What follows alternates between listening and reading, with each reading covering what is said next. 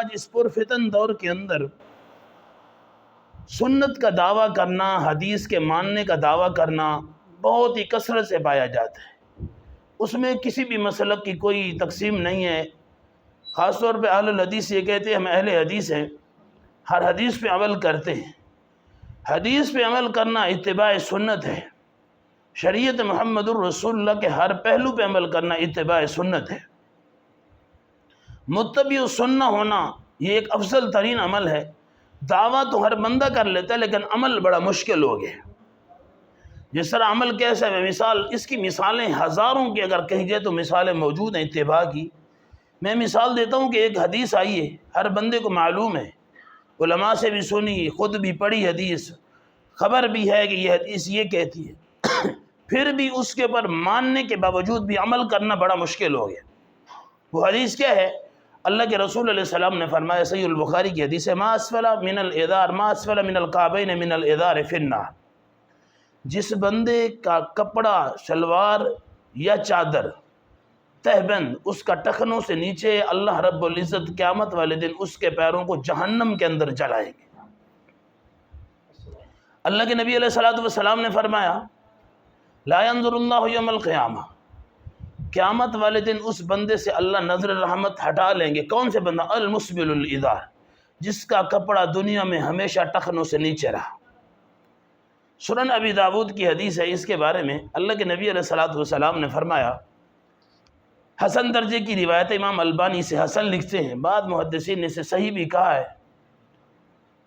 کہ جس بندے کا کپڑا اکثر ٹخنوں سے نیچے رہتا ہے اس بندے کا وضو نہیں ہوتا۔ یہ حدیث کے لفظ ہے، اس بندے کا وضو نہیں ہوتا۔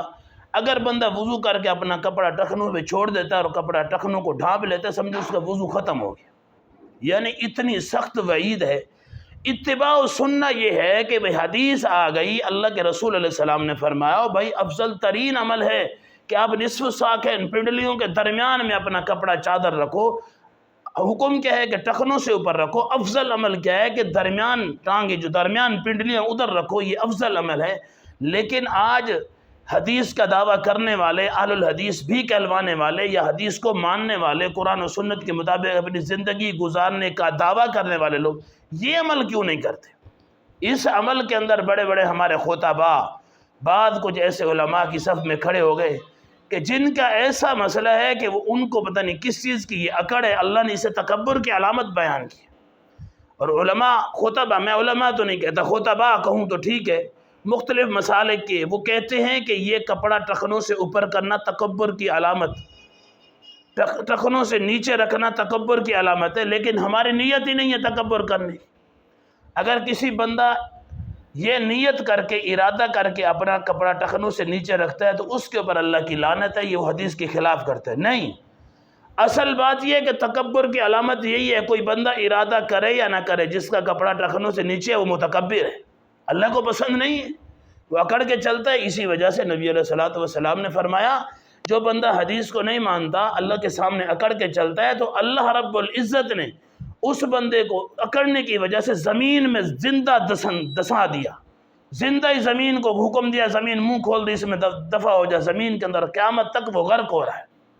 اصل میں اتباع سنت یہ ہے کہ اللہ کے رسول کا فرمان آ جائے صلی اللہ علیہ وسلم، حدیث آ جائے، بس بات ختم ہے۔ دائیں بائیں ادھر ادھر کی، آگے پیچھے، مولوی پیر کی، امام کی پھر نہیں ماننی، بس دیکھا کہ اللہ کے رسول نے کیا کہا ہے صلی اللہ علیہ وسلم۔ اصل بات یہی ہے، اتباع اصل یہ ہے کہ جس وقت حدیث آئی ہے سر خم تسلیم کیا جائے، اس حدیث کو فی الفور حدیث کو مان لیا جائے۔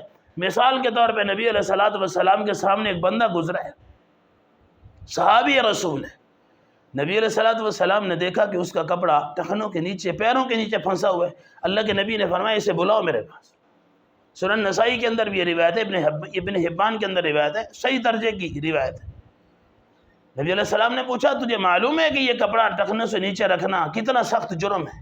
اس نے کہا، جی مجھے پتہ ہے، لیکن میں اس وجہ سے رکھے ہوں کہ میرا پیر ٹیڑھا ہے، میں نے عیب چھپا ہوا ہے۔ اللہ کے نبی نے فرمایا، یہ عیب کس نے لگایا؟ فرمایا جی اللہ نے۔ فرمایا اللہ نے حکم دیا کہ ٹخنوں سے کپڑا اوپر۔ اچھا، ہمارے ہاں جو ایک اور تقسیم آ گئی ہے، یہ مولویوں کی یا عوام کی تقسیم جو بن گئی، فرض اور ہے، واجب اور ہے، سنت اور ہے، مستحب اور ہے، مباح اور ہے، ایسی تقسیم۔ بھئی داڑھی رکھنا تو سنت ہے، ٹخنوں سے کپڑا اوپر کرنا تو سنت ہے. بھائی یہ سنت اللہ کے نبی کا حکم ہے.